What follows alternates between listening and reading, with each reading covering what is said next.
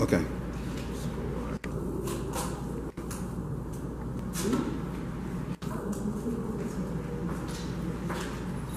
I'm ready.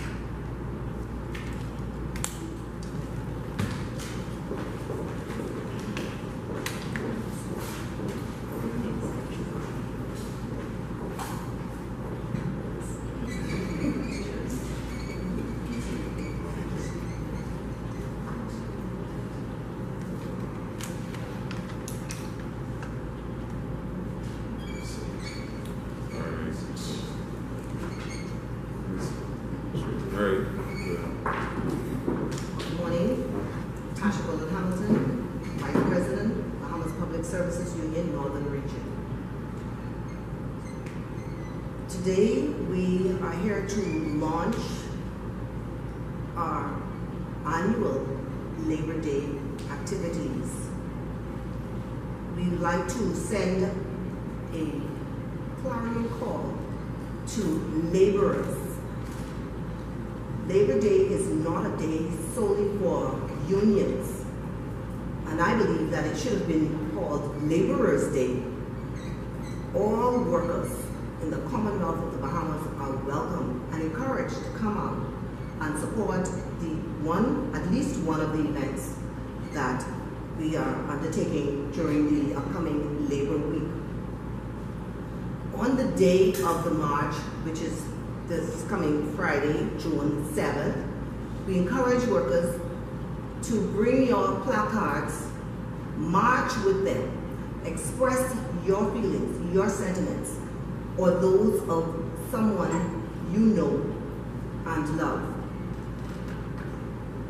It may not accomplish what you wish or desire it to accomplish, but it at least will be cathartic for you, and maybe some employers will see and take heart as to our express conditions and terms that we find ourselves working under.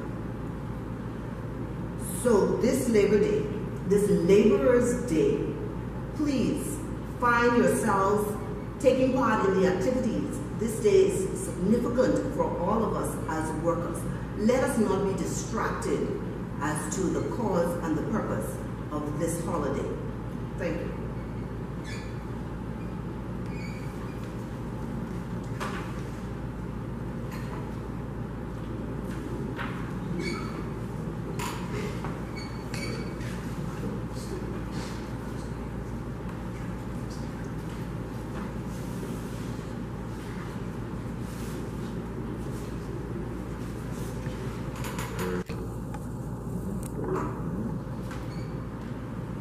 Franklin Russell, Vice President, Bahamas Hotel Monitoring Association, and Vice President, Commonwealth of the Bahamas Trade Union Congress.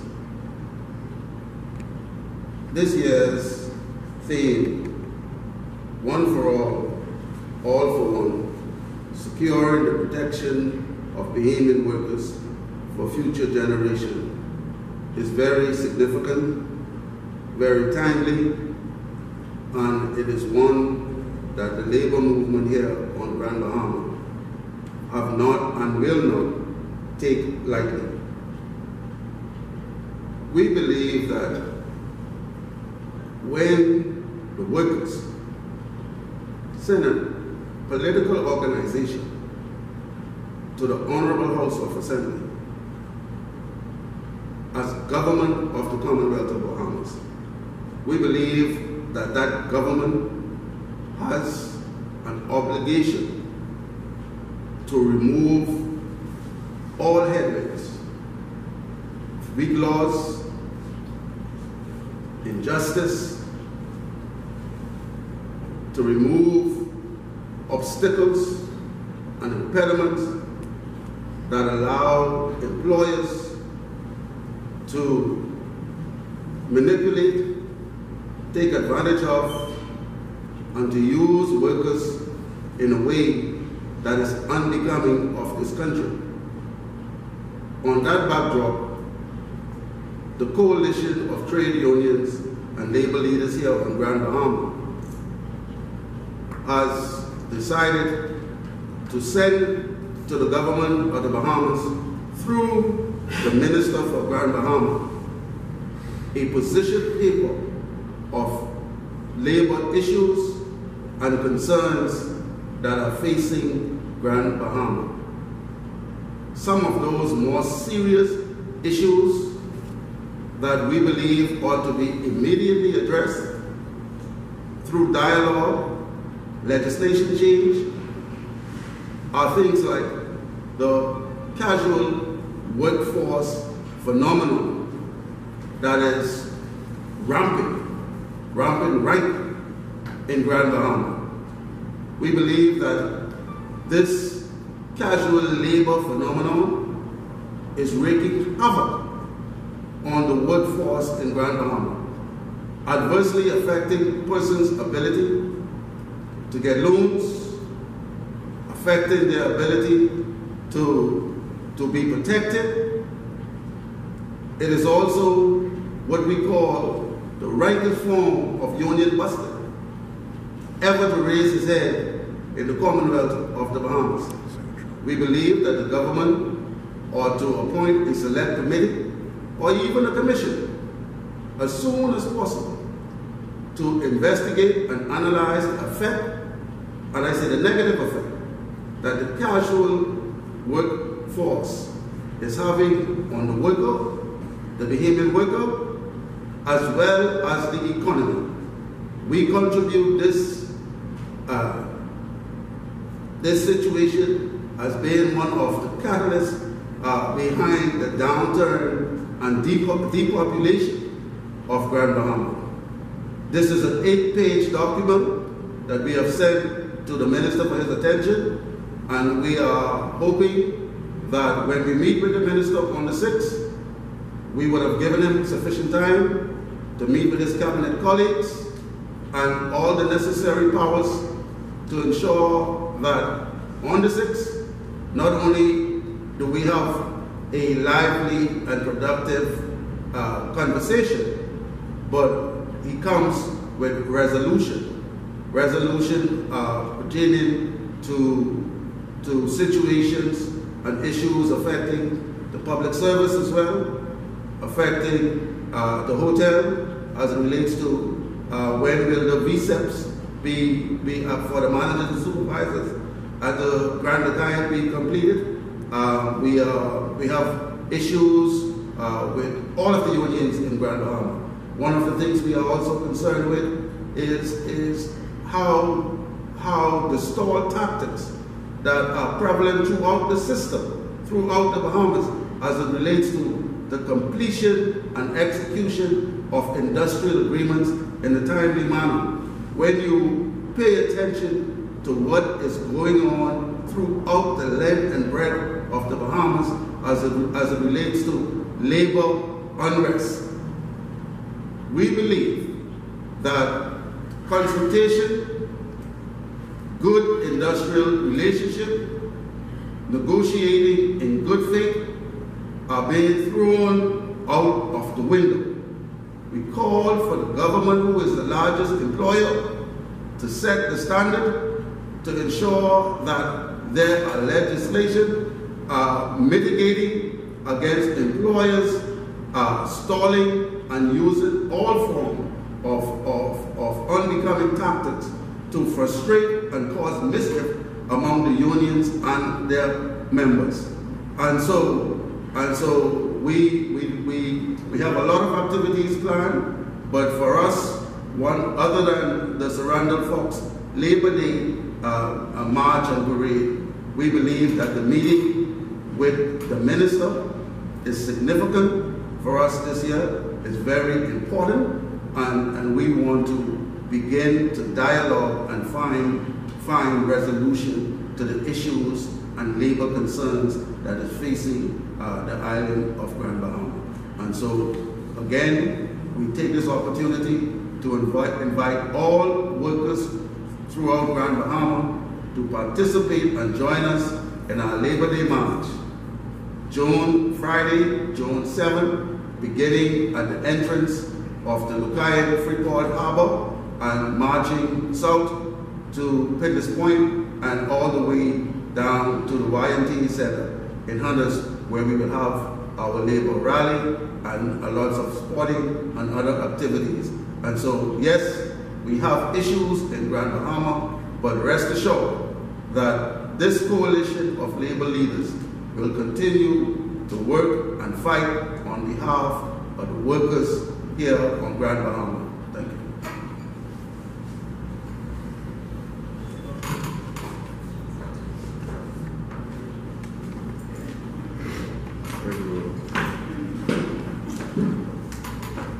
Good morning, my name is Quentin Narodo.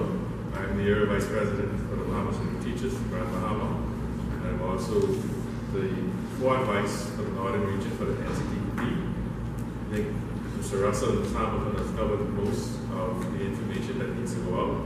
I just want to add that our nominees for this year, we're honoring today, Chandra Wilson from the Immigration, Customs and Allied Workers Union, and Edmund Tutol Campbell, who was a member of the Telco Union, that's the BPSU. So they are our honorees this Labor Day. They did enormous tasks, great contribution to working in this country, and they are outstanding labor leaders in the Grand Bahama community. And the labor movement is proud and honored to nominate them, to celebrate them, and to remind the community of their contributions as laborers and as labor leaders. And in your opinion, can you tell us one of the major biggest issues you feel is faced affecting the labor movement? Well, I think Mr. Russell would have enunciated something that the labor movement sees as devastating to the Grand Bahama.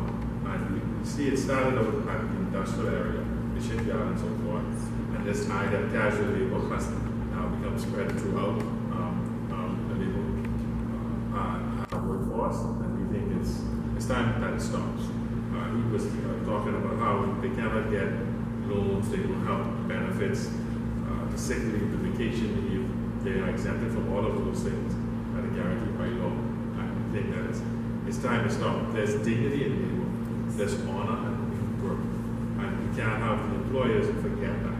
You cannot just treat people a certain way. You expose them to hazardous environment, and then when they get injured, national insurance will come through for them. There's nothing else. We have people who are still lost, they lost movement, legs, and partially paralyzed. Some have died down there, and so we want that casual labor situation. It's critical that stop. I think it goes against what our founders fought for in Grand Bahama. I believe that Mr. Morris on and they look at that and say, you know what, this is not what we sacrificed for. And I I think they're talking to us at high time now, we turn it around. And the partners, the government who's also supposed to be looking out for the workers, should join the labor movement in saying that that issue is rectified. Of course, there are a number of other issues with unions. We have the post office workers, the courthouse, still being repairs. We need to normalize those situations. In my union, we need the completion of the school in 8 Mile Walk, multi-purpose building for centenary nutritional reversal, and make sure that the repairs are on board in time for school to open. We also have some concern about the policy direction in the Ministry of Education. I appreciate the Minister's focus on early childhood education and increasing technology, but a tablet in the hand of every child is not a solution to all the problems in education. And I think now that we've heard the tablet for 2 years, it's time that something else be put on the table to address some of the concerns. We don't have kids just in preschool and in primary school.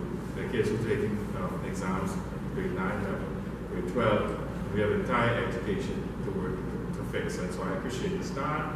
I think it's good that you focus on early childhood education.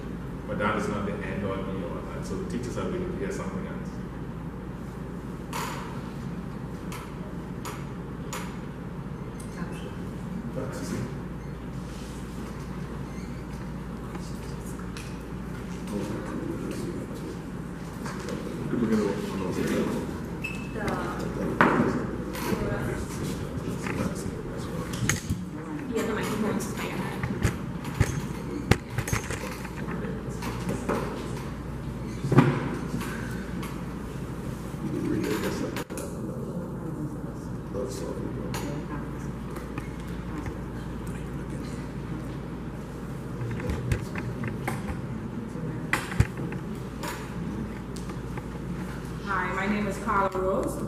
Trustee of the Bahamas Taxi Union.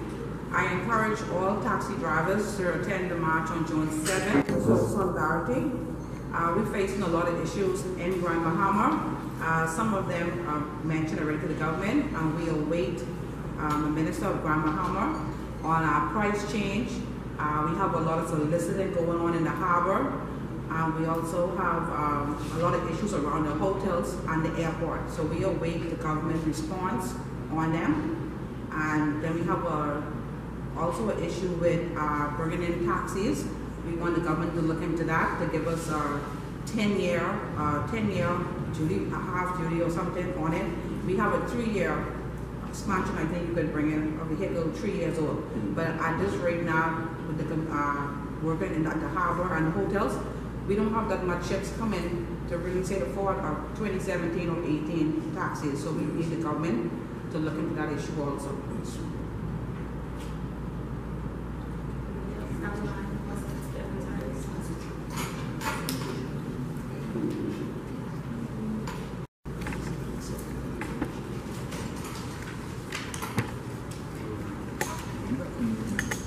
You're the main star here.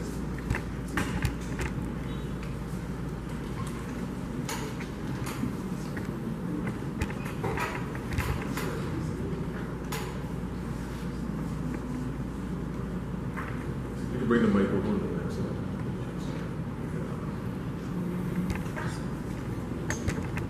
Very good. Good morning. This is Toy Gardner representing the Bahamas Customs Immigration Allied Workers Union. Two concerns that we have moving forward. Hopefully the government will be able to address it for us. The first being the mold in the CAC complex.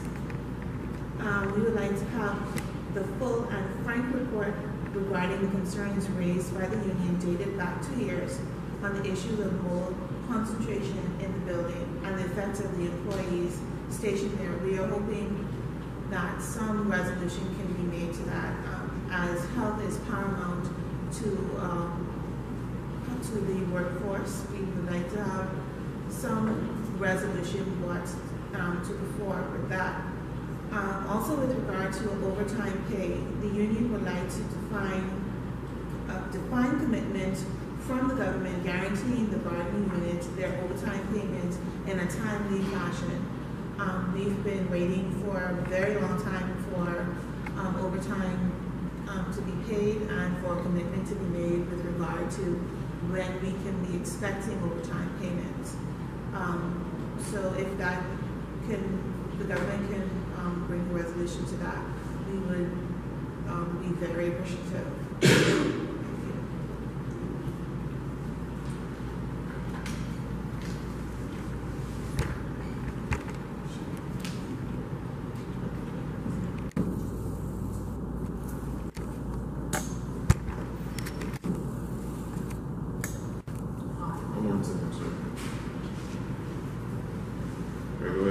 Pleasant good morning.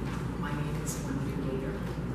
I'm getting ready, prepared to run in the upcoming BUT elections for Assistant Secretary General.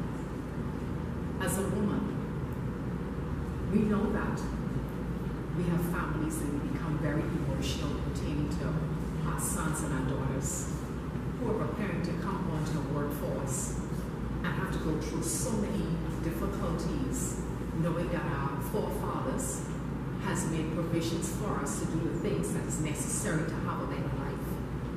But as it stands right now in the Commonwealth of the Bahamas, it makes us think and guess twice. Did our parents really fight for us? Or it is something that was just handed to us? I don't think it was something that was handed, it was something that they worked for.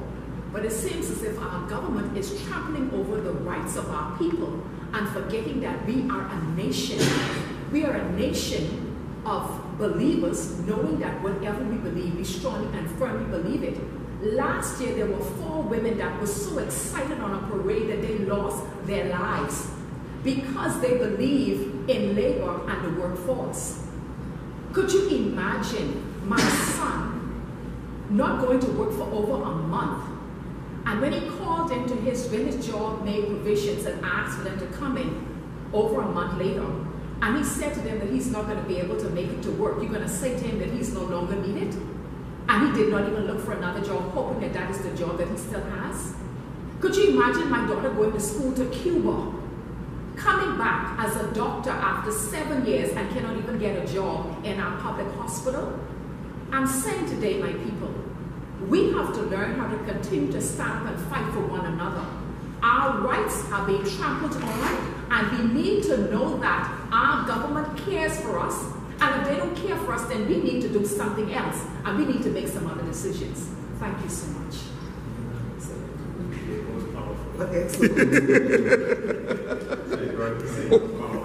All I can say is ouch.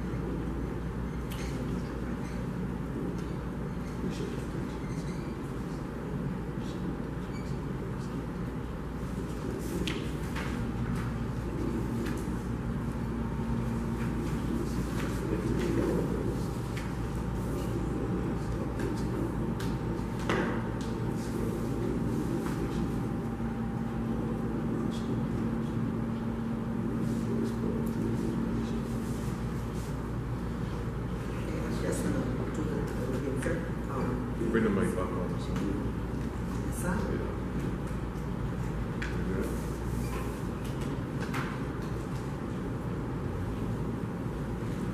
There are a number of issues that are concerning to us as trade union leaders.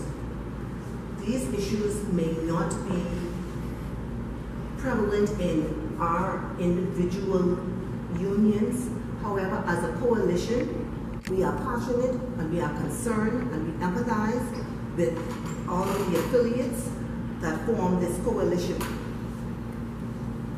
We are concerned that updates need to be presented on amendment to the Immigration Act The Coalition of Trade Unions and Labor Leaders in Grand Bahama would like the minister's position and the senator's rep on the pros and cons of the amendment as it relates to the phrase securing the protection of Bahamian workers for future generations. And when we speak of securing work for future generations, we are not just speaking of a quantity of work, but the quality of work for future generations. The National Health Insurance concerns the coalition.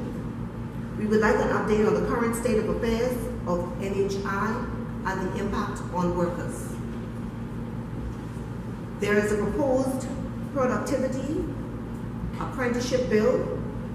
The coalition and leaders would like a thorough overview of the proposal from the government's perspective, outlining the pros and cons of such a bill and the potential impact on the trade unions and workers. We are concerned that with the recent undertaking of work